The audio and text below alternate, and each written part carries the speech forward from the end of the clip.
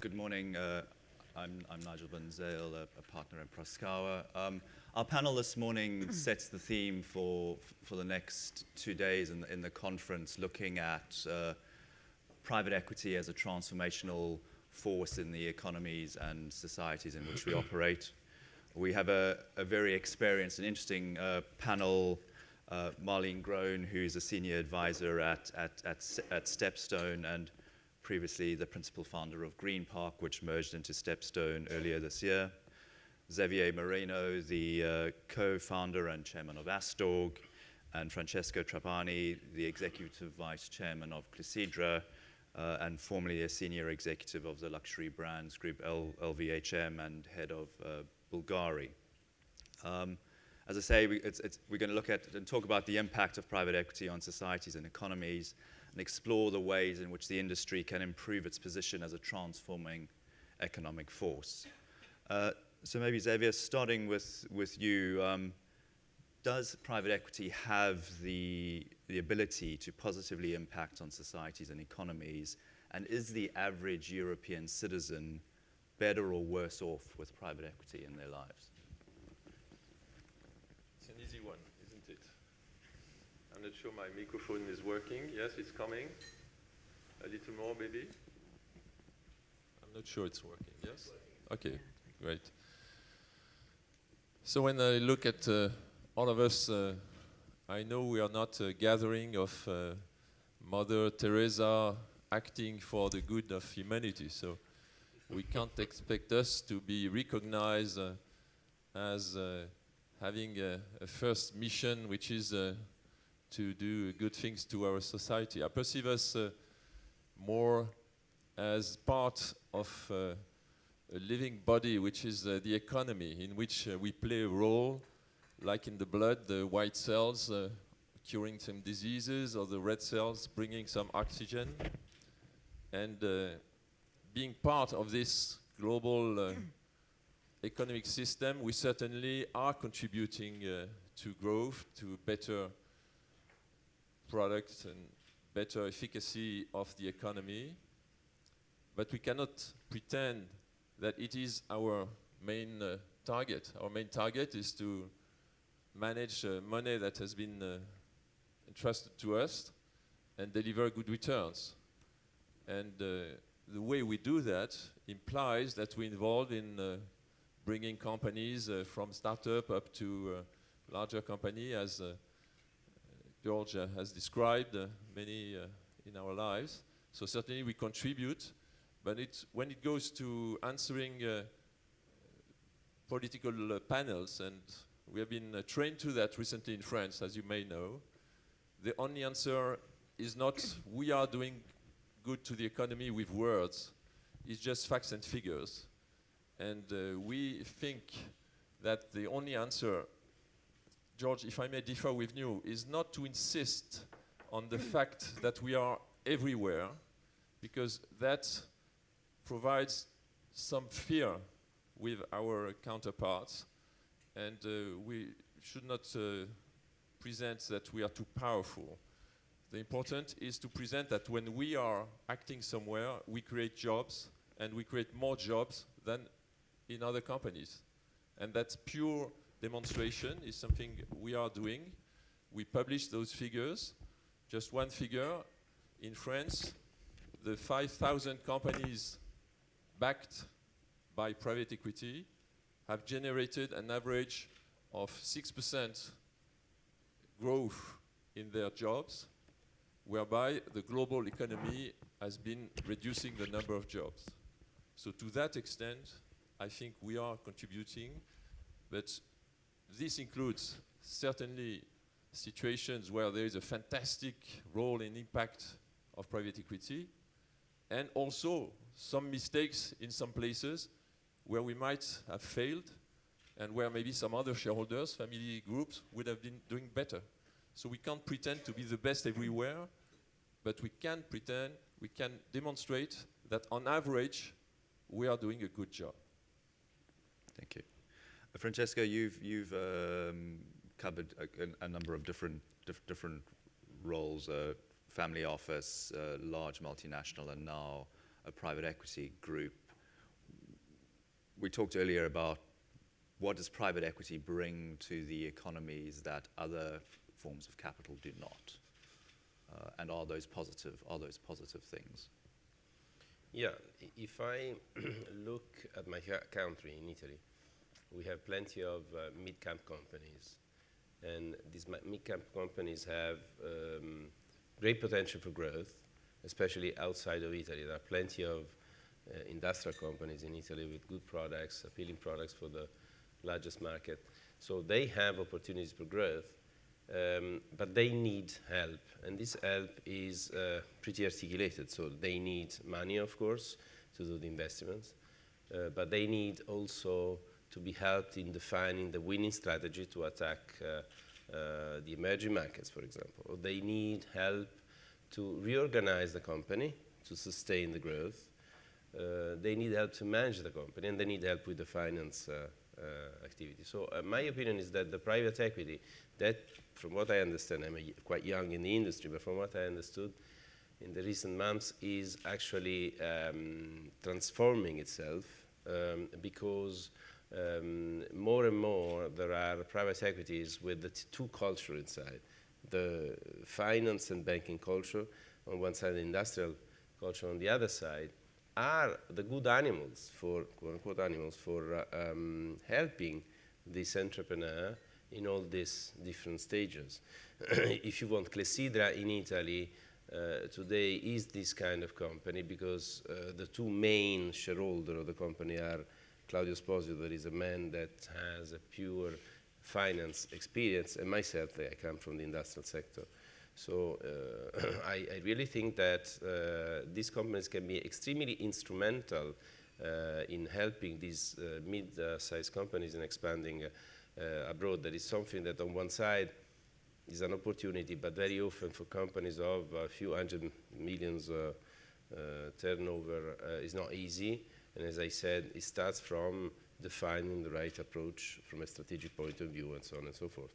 So I think it's private equity can be a great help for the society in general. We are not, of course, as you said, what did you say before? We are not...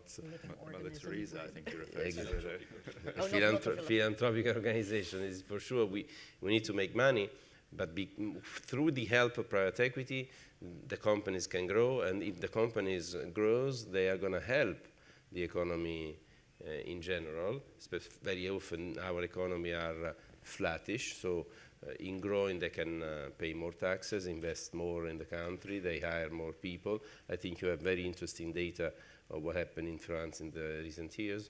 So absolutely, we are very, very useful for improving the economy and so the society somehow. And Marlene, we talk about growth and innovation and productivity. I mean, do you think that's happening in Europe, or do you think European GPs are forced to find that in the emerging markets and in the lower labor cost countries? Therefore, actually, the growth is not happening in Europe, it's happening outside of Europe. Good point, and I think that is one of the criticisms that has been thrown at us as an industry. At the end of the day, we live in a globalizing world. Private equity in itself is actually still a relatively minor part of the total capital markets amount that makes economies work. We cannot change what is happening, nor do we necessarily want to, but we couldn't anyway. So the world is globalizing, and yes, companies need to globalize to stay profitable, to stay at the forefront of what their clients want and go with the flow. It is also what makes them then bring back more taxes as their headquarters, for example, grow. Yes, clearly you go international, you pay taxes elsewhere, but probably your head office needs to grow, you need to get more people, more job creation. So the head office in whatever country it's in Europe will produce benefits for that particular country in terms of jobs, in terms of taxes, probably in terms of innovation. So there is opportunity for Europe to benefit from that internationalization, even if companies actually go elsewhere to seek their expansion. They have to. Conversely, if they actually don't, they'll probably be in a worse position and actually damage the position in their micro way in the economy where they're operating. They have to. So the globalizing effect means that not all the expansion of every private equity-backed company comes back to a country. But the same is true for any entrepreneur-owned company or any publicly owned company. It's no different. Private equity sits on the continuum of ownership and can bring part of its expansion back in terms of a positive effect on European economies, just like everybody else. But I would certainly say, clearly preaching to the wrong audience here probably, but that continuum element of ownership is so vital for European growth. If that's not there, Europe would really be a lot worse off. Now, there is an interesting phenomenon that we have seen in the luxury business in the last, I would say, 4 or 5 years. Because the company are growing, are stronger, they have more means, and the clients are more demanding in terms of quality, in the last 3 or 4 years, we have seen the opposite situation in which these companies have been starting repatriating production from the Far East, for example, into our own markets in Italy and France, and in Switzerland too. And this has been a phenomenon done by, of course, the big groups, companies that are independent, but also companies that, through private equity, have been recently reorganized, relaunched, are richer, stronger, and then they can afford to pay a bit more, maybe, but to have a better quality product that is more in line with the requirements of the final client. So in the luxury business, we have seen exactly the opposite in the recent years. Let's talk a little bit about taxation, because I think it's come up. As a lawyer, we spend a lot of our time working on structures to minimize taxation for our private equity clients. And we talk about tax as something that PE would pay to help stimulate growth and add, help governments fiscally. I mean, where do you draw the line on those kind of discussions on the responsibility to pay tax and yet the maximizing returns for your clients? Can I start? I think our role is to pay as little taxes as possible, fully respecting the laws. Because I think this is our role. There are laws, you have to respect the laws 100%, but of course you try to get organized in a proper way. You remind me of an Italian entrepreneur that I met some years ago, saying me, look, the state makes very bad use of our money, so we first need to give to the state as little as we can, and as we can't give nothing, then we also need to take back from the state as much as we can. Yeah, but these are people that are not respecting the law very often. I'm not suggesting that. I'm saying that, in my opinion, our role in the private equity is exactly the same that a multinational group have. The multinational group needs to be organized from a corporate point of view in a way in which, in respecting fully the substance of the law, needs to be efficient. I think it's a very delicate matter. And my philosophy is sometimes in your own behavioring, you remember this sentence, don't do things you wouldn't like your kids to know you are doing. For me, is don't do things regarding taxation that if described in a newspaper, you would be very embarrassed to support. That's why if I take my own experience, when I chaired the French EVCA, it was in 2000, I went to the tax authorities telling them maybe we are building some explosive situation by having carried interest being put in some specific tax shelters. And we took the anticipation of cutting this possibility of zero tax on carried interest, then switching to capital gain status, and with a counterpart being obliged to pay at least 0.5%, now it's 1%, which is equivalent to paying 5% the underlying option we value for the carried interest. And even after some years of changes in government and recent attacks, this strong position we have built by accepting ahead of time not to use the extreme status of abusing of the shelters, we have protected today a capital gain status for carried interest in France that many other countries think is attractive. At the same time, I tried to bring together lawyers to tackle the issue of the management packages, because I saw in our buyouts a lot of situations where obviously there was an abuse, like the convertible bonds not being converted against your own interest just to give some sweet equity to. That has taken this bomb or this material that hits the fan, you know the expression in English, not entering details. Now the fan has been hit and it's all across the walls. There is not a single management team in France which has not a gigantic amount of tax penalties pending. So I think, again, I tell always those guys, if the key word is be reasonable. If we are unreasonable in our debt leverages, in our tax situations, etc., we will get back the boomerang one day or another. This is a different thing, yeah. I mean, that kind of brings us on to the broader topic of you ultimately are fiduciaries to your investors tasked with maximizing returns. How do you balance that responsibility with, the idea that we should also be responsible for the economies and societies and be accountable to stakeholders?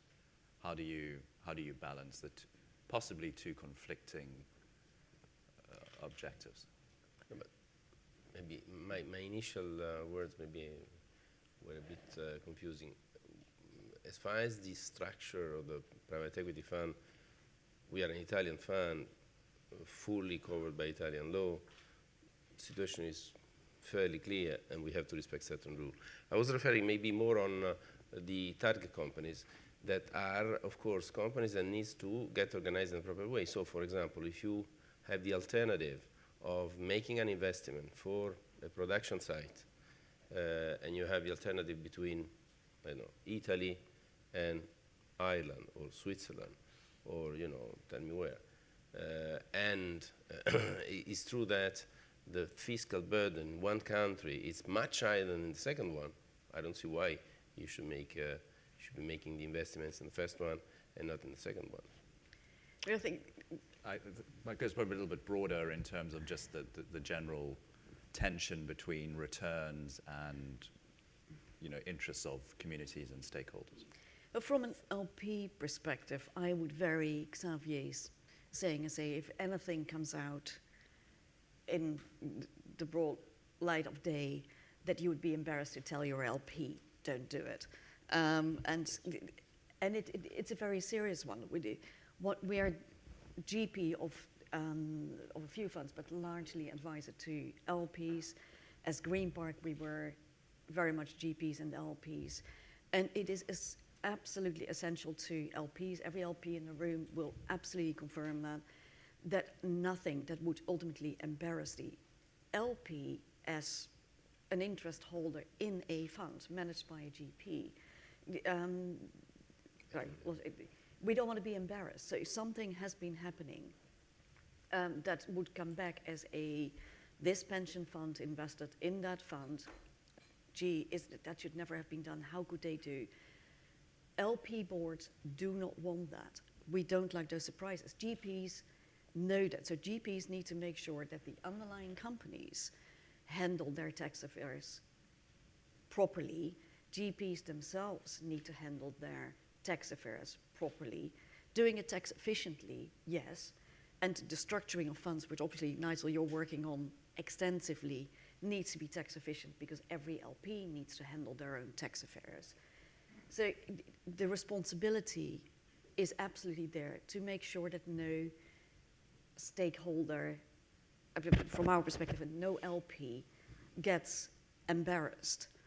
And if that means there is not quite that very sharp edge taken on tax efficiency because it will produce another 1% of return, we would much rather that that wasn't done. If it means that there is absolutely no embarrassment, or taking it actually more widely if more stakeholder interest is being represented.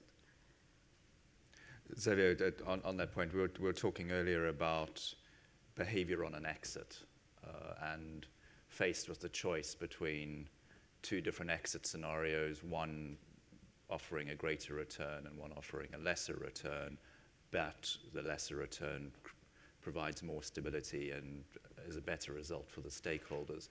How do you as a GP handle that? And perhaps you can talk a little bit about a situation where you've been in where that's actually happened.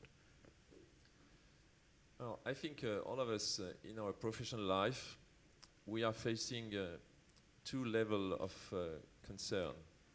The basic one, the one for survival, is that we have to do what has to be done, which means if we need to cut jobs in a company where the cost of your workforce has been increased and your sales are flat, you need to do it and you have to do it.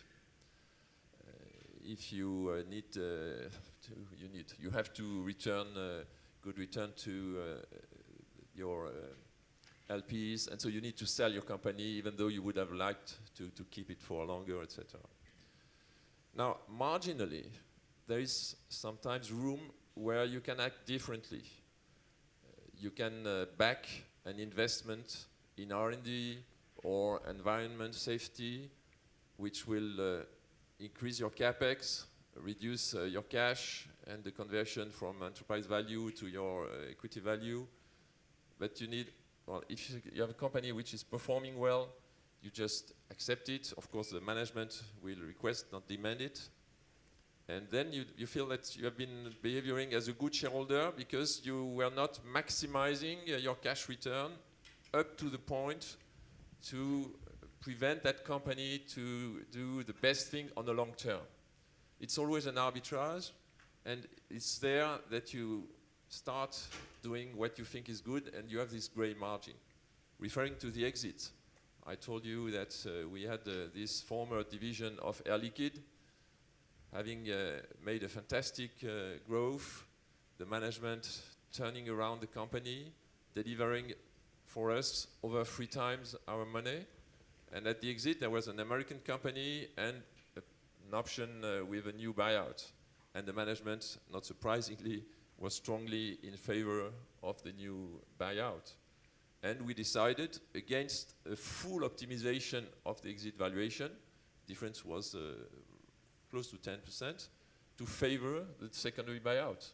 So this is the place where in life you can just change a little bit history towards some more stakeholders' concerns and some less pure financial optimization.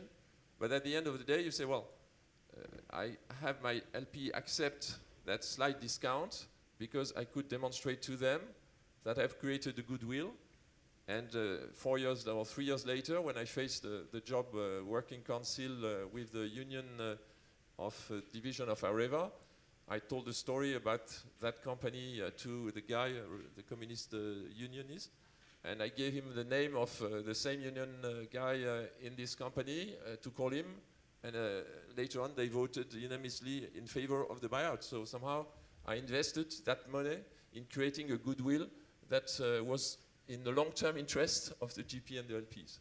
So one last point is, which concerns me today, is that we receive piles, thicker and thicker every day, of files that we have to fill for our LPs, requesting us to behave as good citizens, corporate social responsibility, UN PRI. So we have signed everything everywhere, and we are concerned on whether this is associated with some lower return expectations, or do we need to do that in addition to the same returns? Because at a certain point of time, there would be an arbitrage there.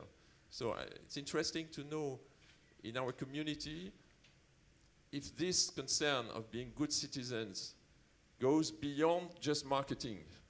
I was very reluctant 10 years ago to introduce this kind of concern in our policy, because it's like the biggest polluters that presented their environment-friendly company policies, the oil companies, the chemical companies. Well, 20 years later, it's obvious that they did something for the environment. So it was not only lip service or marketing, or kind of greenwashing, you call it.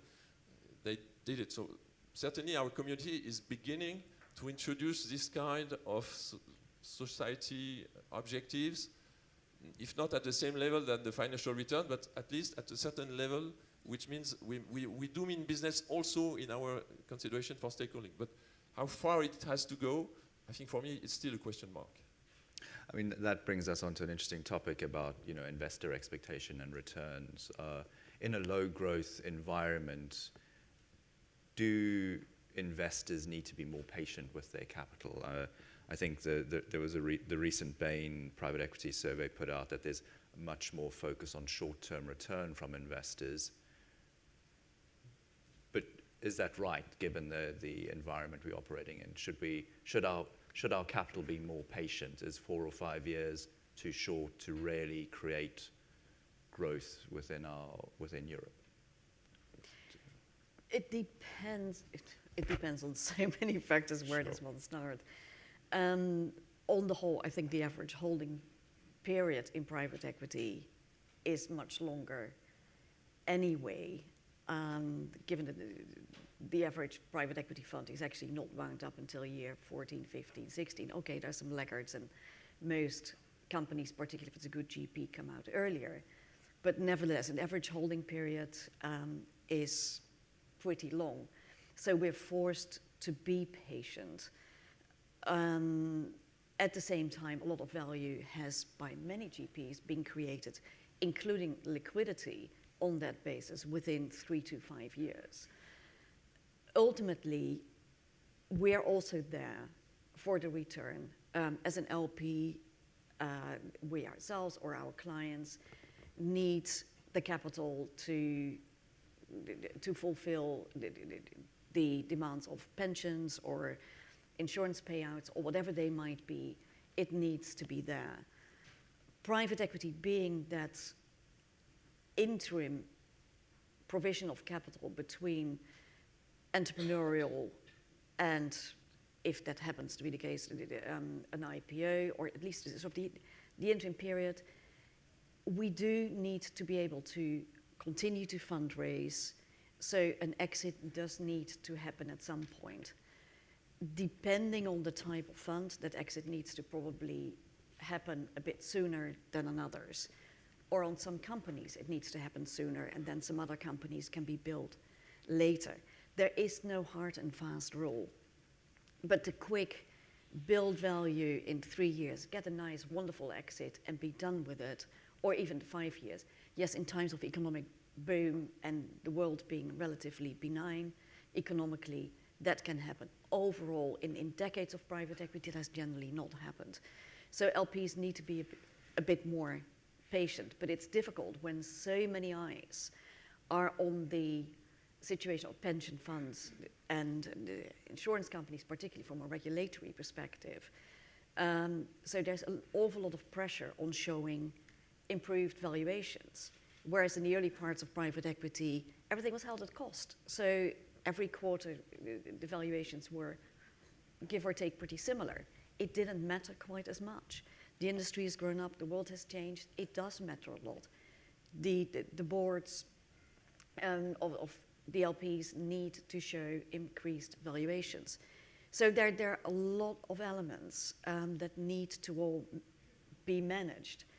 And it's ultimately quite a bit of a compromise discussion between GP and its LP base. What the right strategy is therein.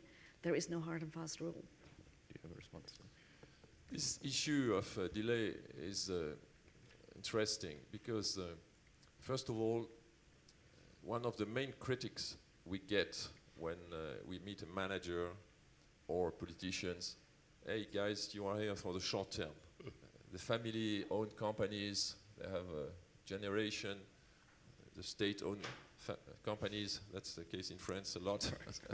They have long-term investment. And the financial markets, it might be the quarterly review, but at least they are supposed to have long-term views as well. So we face a handicap there, which is the short term. Now, if you look at facts, it's clear that since the crisis, the delay have been longer. So we use that saying, look, we are nice guys. At Astor, before it was an average holding period of 4 years, now it's 5 years. Look how industrial we have become.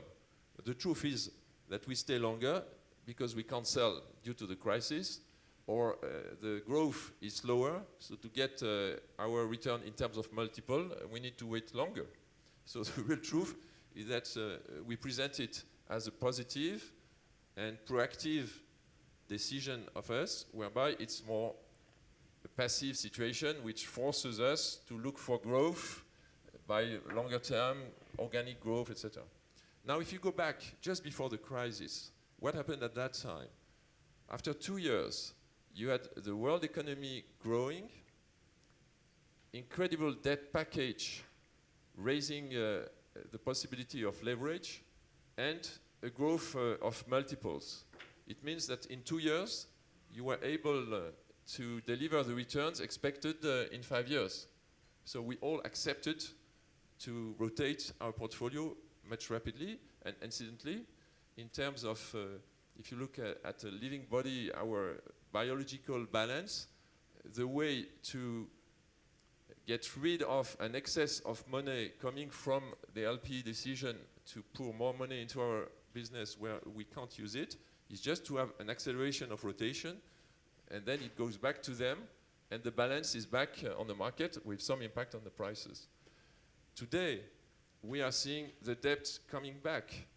We are seeing some growth in the macroeconomy, so all the good news, George, you have said, and I subscribe fully. The same kind of bubble will happen, the price will go up, and the time of holding period will be reduced again.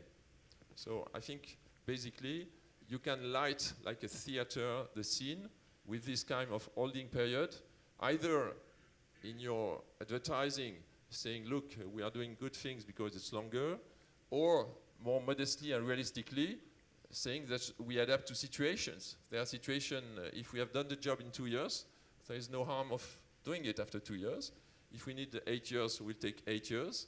And the concern is, if it takes 2 years, and everybody takes 2 years in a very boiling, warming economy, then we should ring a bell if we have not yet forgotten 2007. Maybe a question to each of you. I mean, can private equity influence macroeconomic trends and issues? I mean, is that possible? We talk about being a transformational economic force. Can we influence macroeconomic trends and developments and challenges? Somehow we said before, possibly yes, because let's say that growth, what part of the growth will come from the development of companies, and so the companies can have from the private equity sector a very important help to grow, and if this is true, the growth then will help the entire economy. So it depends on the size of the private equity industry, of course, no? But in countries where private equity has an important role because it's big, maybe it's not the case in Italy, just to make an example, but in the US possibly, the money that is managed by the private equity is so big that at the end it can really have a big push on the economy, helping a huge amount of companies to grow, I think. Well, you want to say? But, sorry, go ahead. If you go to figures, private equity compared to financial markets, unfortunately, is no more than 2-3%. So it seems very ambitious to influence macroeconomic with this 2% balance. Depending on the economies, there are economies like mine, for example, where it's more. What would be the highest figure? 4%, maybe? I don't know. But now you compare the weight in GDP of private equity. Yes, probably. If you look at Europe, we represent 6% of private sector employment, and the private sector is just a little bit bigger than 50%. So you probably talk about 3.5% of GDP. Okay, so about 6% of the industrial or the private sector is significant. But if you go to California, if you look, of course, the internet economy, and if you assume that behind most of the giants of this new economy, you have had some venture investment, that's huge, the impact of macroeconomy. Then if you cut suddenly all private equity funds, what happens to a lot of companies, specifically those who have growth projects? A lot of that is stopped as well. So I think we are small in absolute terms, but we are very important in the places where things are moving. So if we focus on these places where things are moving, if you look also at transformation, what you said, our impact, it's very important. Generally, when I presented our business, I like to use a comparison with cycling. I like cycling and love cycling. If you cycle throughout France on your own, you just carry on your bag your food, your clothes, whatever. So it's like the family business. They need to live on their own. They need to have cash. They don't need to take too much risks. Then if you are in private equity, you are like those champions backed by the private equity, which is a car where you can provide them with a new tire. If it's you give them some drugs, but some of them are not adapted. So there you have to behave with a good sugar. But at least you have companies which have behind them professional in every respect of the management, strategy, etc., and support. So that explains we are not magicians. We just do professionally one business, which is to help those champions to become to deliver the best possible performance. So I think taken from that angle, that we are helping the champion to become even better than they are, we have definitely a strong impact. So impacting them, working with the micro impacts the macro effectively. Elaine, you were going to... You know, I think we are smaller than I would like us to be. And certainly I would love to see that percentage going up. But if you look at the percentage that currently those companies represent of GDP, which is relatively low, but if you add the percentage of the companies that used to have some private equity backing and that are now much larger, so take the last 30 years, per country, and it differs definitely. But take per country the companies that at one point in time were started, grown, were innovating, were developing because of, thanks to, with the help of private equity. I think we have really changed the macro environment to a meaningful extent, and certainly in a very positive way. I don't think we can just look at what it is today, but we should look at the impact from when private equity started. And I would suggest, yes, we have, and we do. Great. I might give you an example. I don't know whether Jérôme Demes is there. His fund is called MBO Partner. It's a small cap fund in France. They have opened an office in Mumbai, one in Shanghai, and one in Sao Paulo to support those small companies, French companies that invested to go into those countries. So do they have a macroeconomic impact? Obviously, yes. A lot of their small companies, which were family-owned businesses, are now becoming global companies thanks to the support given by the GP, by its own on its own expenses, by helping them going abroad. So that's a good example I use with socialist parliament members in France. I think we have a few minutes left, so maybe we can open to questions and comments from the floor. I'll break the ice. A question for all three panelists. What worries you looking forward in terms of private equity being able to continue to grow and play a more important role? And I think, you know, from Xavier, from an experienced GP's point of view, from Marlene, from an experienced LP point of view, and from Francesco, from the point of view of somebody who's an industrialist who's recently come to private equity and has always looked at it from outside. What worries you? What should we be careful about? Who wants to go first? Xavier? No, please, the mature ones in the industry before. My main concern is a new bubble today.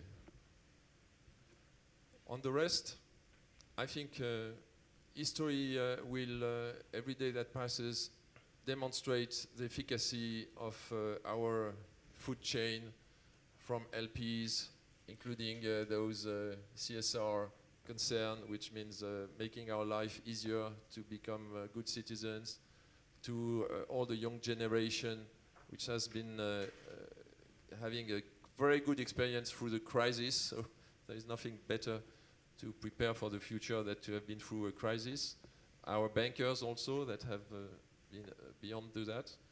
So I'm very confident regarding our own profession. And what worries me a lot is bad public management by our authorities. From an LP perspective, I would say returns based on the concern about regulation taking a lot of time at smaller GPs who are, in our opinion, perfectly capable of managing capital extremely well and have to spend a proportionally large amount of their time and capital on executing all their regulatory requirements. So it's a lot more impactful than it would be with the larger GPs who can probably handle it more easily. So particularly for smaller venture firms, we need companies to start. We need venture, we need innovation. It's difficult enough as it is. So to have, even for the venture firms that are not necessarily required to be regulated, I wonder what's going to happen from an LP perspective. Do we generally, are we going to find that LPs say, well, we want them to be regulated, to be compliant anyway, even if they don't need to be, because it's an extra tick in the box, or not? I think LPs, I would like to think that LPs will generally be of the opinion that, look, if a VC knows what they're doing and they fall below the threshold, so they do everything properly, that's fine for us. But it's a concern from a European innovation development perspective. And generally, even smaller buyout funds, we're just finding that it takes people time, it takes capital, it takes away from the attention that is being given to finding, sourcing, developing investments. So it concerns me. And then indeed the ongoing economic waves, and yes, the bubble at the moment, pricing is high, but that we're used to. That's what we've seen for the last 30 years. Goes up, comes down, comes with positives and negatives. So that we can handle, but the new environment where the authorities just impose very time-consuming and capital-consuming measures that we as LPs do not necessarily think are required is of major concern. And we would like to see that GPs can demonstrate that they can comply with it in a very efficient manner. Otherwise, otherwise it generates a risk for our capital that we either invest ourselves through our funds or the larger part of it for our clients. So major concern in that respect still. Francesco? Maybe I'm too young in the industry to really judge, But if I can say that if I look at what I see now at Clessidra, and in terms of know-how, quality of people, information they have, and etc., and what I would have needed 20 years ago when my company was a small, medium-sized company, I really think there is a lot of good things, and then I see a good future for private equity. And I agree that possibly the real risk, apart from the bubble, that God knows if it's going to come or not, but the real risk is stupid decision by unprepared authorities. Something that is a risk all over the world, and maybe my country particularly, if I can be a bit polemic with Italy. Thanks. Any other questions or comments? Yeah, my name is Michiel de Haan. I'm always amazed that on the Venture Capital Forum, the question is asked, what is our impact on society? Because it has been huge, and it has come from the fact that it's not innovation as much as it's invention. And all the inventions from Silicon Valley and the universities in IT and in life sciences mainly come from inventors where bigger companies then globalize them and change the whole culture of people. If you just take the example of, I was born and raised in China and Hong Kong, of being in the metro 20 years ago, and now all the Chinese are walking like this into the metro and chatting and having contact with everybody else in China or their friends. If you take it in medicine, it's the inventors and the universities that invent the new medicine that is changing the healthcare globally. They are then by venture capital backed, grow their companies, and these companies eventually do the clinical trials, will have to be sponsored and paid by the big pharma, and then the big pharma maybe takes the credit. But eventually it's this inventor, backed by venture capitalists, that has made these huge changes also in society. And there's so many examples of that, I think I'll leave it with that. Thank you. Maybe that we can then finish off. We spoke about what concerns you, and we've talked about invention and innovation. What excites you about the future and private equity's ability to transform? Something positive. A good point to end on that note, I think, although the question about the concern is an extremely valid one. Exciting that we are probably coming out of all the challenges of regulation, and at least we're largely proving that we're able to deal with it. So I think that is good news. Excitement that there is much more of a realization,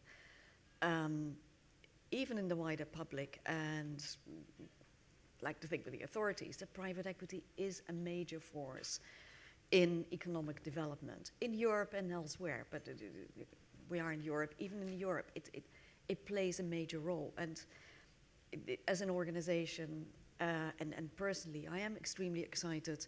Private equity is something you do 48 hours a day.